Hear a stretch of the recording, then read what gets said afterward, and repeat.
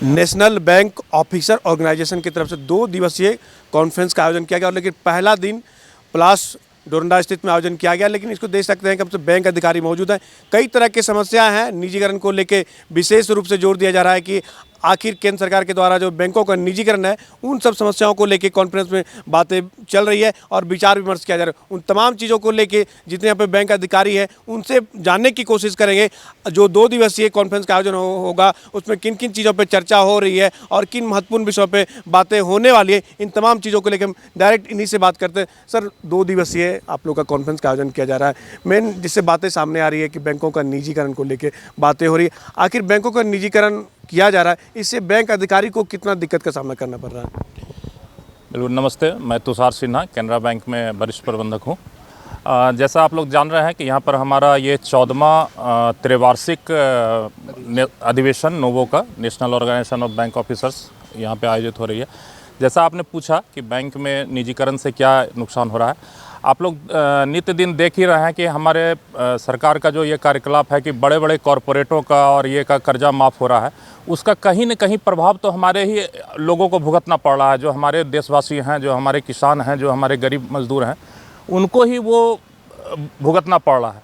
इस सब चीज़ों के विरोध में या इस पर परिचर्चा करने हेतु आज हमारे यहाँ पर रांची में 2 दिनों का जो ये अधिवेशन बुलाया गया है, इसमें पूरे देश से करीब करीब सभी बैंकों के 200 प्रतिनिधि जो है एकत्र हुए हैं और इस पर परिचर्चा हो रही है। कल होटवार में होनी है, अधिक संख्या हम लोग बड़े पैमाने पाएंगे। बात करना चाहेंगे जो आप लोग कार्यक्रम कर रहे हैं, इसमें क्या लगता है कि सरकार पर कितना असर पड़ेगा, केंद्र सरकार पर, जो आप लोग इकट्ठे होकर इनका विरोध दर्ज करवाएंगे? तो बिल्कुल, कल एक्चुअली होटवार में हमारा वो कैनरा बैंक ऑफिसर ऑर्गेनाइजेशन का प्रोग्राम है और निश्चित रूप से जब नगाड़ा बजती है तो आवाज़ बहरों के कान तक भी पहुंचती है। तो हम लोग भी उम्मीद करते हैं कि हमारी आवाज़ भी सरकार के कान तक पहुंचे। इसी उम्मीद के साथ हम लोग प्रयासरत हैं। और किन किन बातों पे चर्चा होगी? जो कॉन्फ्रेंस का आयोजन अभी हो रहा है और जो कल होगा, कल किन किन महत्वपूर्ण बातों पे चर्चा होगी? देखिए, किसी भी ऑर्गेनाइजेशन में या किसी भी संगठन में सबसे इम्पोर्टेंट जो मुद्दा होता है वो होता है एकजुटता। अगर हम लोग एकजुट रहेंगे तो फिर जैसा सर ने कहा कि बाहरों तक भी मतलब आवाज़ चली जाती है। तो हमने पिछले कई 2-3 वर्षों से हम लोग समय समय पर हड़ताल पर जा रहे हैं अपनी बातों को समझाने के लिए। पहले वेज रिवीजन की बात थी, लेकिन अब एक बहुत बड़ी जो बात सामने निकल के आ रही है वो है प्राइवेटाइजेशन को लेके। ठीक है, तो इस पे हम लोग ऑफ कोर्स हम लोग एक ओपन प्लेटफॉर्म पे कह रहे हैं कि इस पे बैंक ऑर्गेनाइजेशन, स्पेशली नोबो जो बीएमएस के बैनर के तले काम करता है, बीएमएस हमारा जो सबसे बड़ा शेल्टर है, एक छाता के तहत है, तो हम लोग इस पर तो चुप बिल्कुल भी नहीं रहेंगे। इसीलिए हम लोग एक ये ऑल इंडिया कॉन्फ्रेंस है। इसमें पूरे, जैसा कहा सर ने, कि करीब 200 लोग आए हैं जो ऑल ओवर इंडिया से आए हैं, लाइक केरला हो या फिर तमिलनाडु, कोई भी जगह से सारे लोग आए हैं और इवन जम्मू कश्मीर तक से लोग आए हुए हैं। और हम लोगों की मंशा बिल्कुल क्लियर है कि हम लोगों को सामान्य आम जनता के लिए कार्य करना है। और मुझे ये बताने की ज़रूरत नहीं है कि बैंक प्राइवेटाइज होने पे सिर्फ हमें ही असर नहीं पड़ेगा। ठीक है, हम लोग आज भी काम करते हैं तन मन धन से और आगे भी तन मन से काम करते रहेंगे, लेकिन आम जनता को भी प्रॉब्लम होगी और बहुत प्रॉब्लम होगी। आप जानते हैं, अगर आज हॉस्पिटल पर प्राइवेटाइज कर दिया जाए तो आप आई डोंट नो कितने लोग जा पाएंगे उस हॉस्पिटल में और इलाज करा पाएंगे। ठीक है, सिमिलरली अभी कहीं ना कहीं आपके माध्यम से मैं ये भी बताना चाहता हूँ कि आम जनता को भी इस बात को समझने की ज़रूरत है कि प्राइवेटाइजेशन का इम्पैक्ट उन पे क्या पड़ेगा।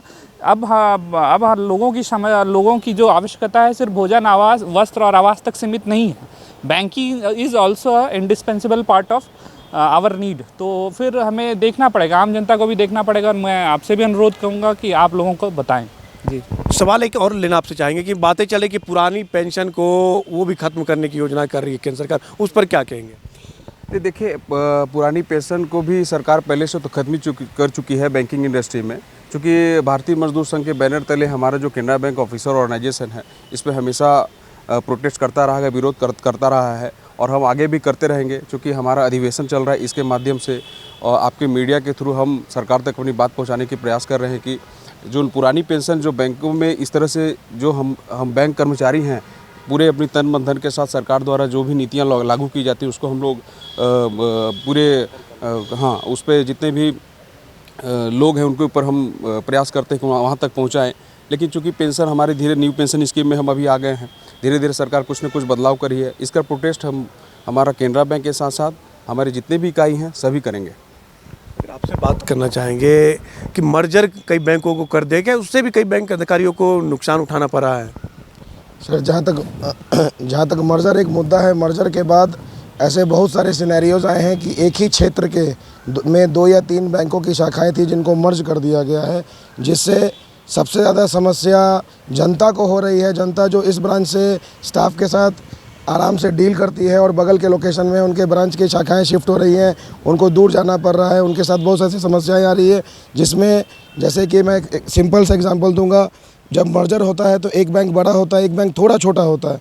तो छोटे बैंक के जो अच्छे कस्टमर होते हैं, प्रिविलेज कस्टमर्स होते हैं, वो जब बड़े बैंक में जाते हैं तो उनके लिए वो उतने अच्छे प्रिविलेज कस्टमर नहीं होते हैं, उनको उतनी अच्छी डीलिंग नहीं मिलती है, तो उनमें कहीं ना कहीं ये डिससेटिस्फैक्शन क्रिएट होता है। तो मर्जर कहीं से भी एक सफल समाधान नहीं रहा है, जो किसी भी परिस्थिति में किसी भी एंगल से सफल नहीं रहा है। क्या आपको भी अभी निजीकरण जो बैंक का किया जा रहा है, क्या आप लोगों को भी कोई डर सता रहा है?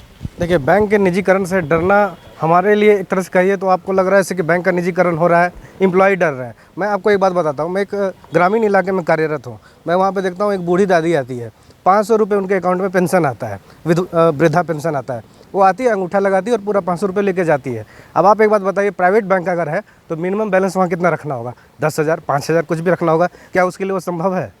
तो ये बैंक जो एक मूलभूत सुविधा उपलब्ध कराना है वो एक सरकारी बैंक ही करा सकती है। अगर आप उसका प्राइवेटाइजेशन कर देंगे तो सबसे ज़्यादा दिक्कत एक गरीब इंसान को ही होगा इससे। तो बात करेंगे तो जो इन्होंने कहा है कि तो वो बात सरकार क्यों नहीं समझ रही? आप लोग बार बार आंदोलन कर रहे हैं, कई बैंक हड़ताल भी कर रहे हैं, बार बार किया जा रहा है, तो सरकार इन बातों को क्यों नहीं समझ पा रही है कि निजीकरण करना आम जनता के लिए मतलब कह सकते हैं हानिकारक साबित हो रहा है? नहीं, सरकार तक हम लोग पूरी कोशिश कर रहे हैं कि सरकार तक हमारी बात पहुंचे और पहुंच भी रही है उन तक।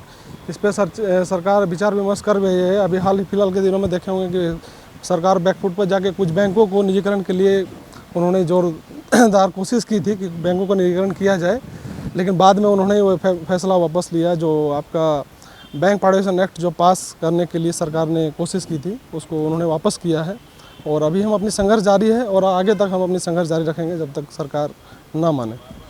चलिए, ये थे हमारे साथ तो बैंक के अधिकारी थे। सबों ने स्पष्ट रूप से कहा है कि यह जो इनका अधिवेशन 2 दिवसीय चल रहा है, इन्होंने स्पष्ट रूप से कहा कि सबसे पहला मुख्य कारण जो निजीकरण को लेके सब जो महत्वपूर्ण है, कल इनका होटबार में बड़े पैमाने पर कॉन्फ्रेंस का आयोजन होगा। उन्होंने अपनी बात रखी, कहा कि निजीकरण से आम जनता को क्या नुकसान है और इन्हें क्या नुकसान है, इन्होंने इन तमाम बातों को लेके हमारे सामने रखा है। अब देखना होगा कि इनकी जो मांगे हैं निजीकरण का विरोध दर्ज कराना, वो केंद्र सरकार तक पहुंच पाती है नहीं। अब ये कल इनका महत्वपूर्ण कह सकते कॉन्फ्रेंस है, उसमें और तमाम चीज़ों की चर्चा की भी जाएगी। अब देखना होगा कि सरकार इनके बातों को कब तक अमल कर पाती है।